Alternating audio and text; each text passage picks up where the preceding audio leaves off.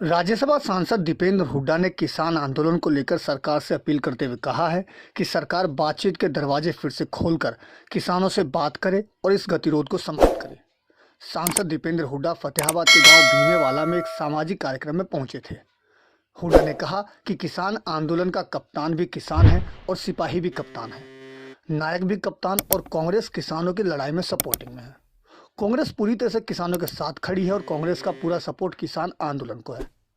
हरियाणा में सरकार के खिलाफ अविश्वास प्रस्ताव को लेकर दीपेंद्र हुड्डा ने कहा कि दुर्भाग्यवश हमारी 2 सीटें कैंसिल हो गई है, जिसके कारण अविश्वास प्रस्ताव को झटका लगा है।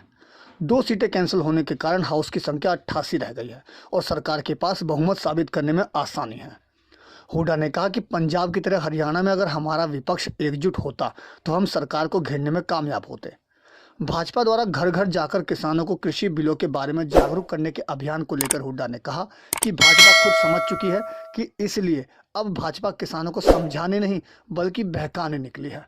क्योंकि आज किसान आंदोलन चल रहा है, तो आप लोग के माध्यम से हम सरकार से अपील करते हैं कि सरकार बातचीत का दरवाज़ा दोबारा खोल के किसानों को बुलाए, किसान संगठनों को बुलाए और इस गतिरोध को समाप्त करे, किसानों की बात माने, सरकार अपनी जिद को छोड़े।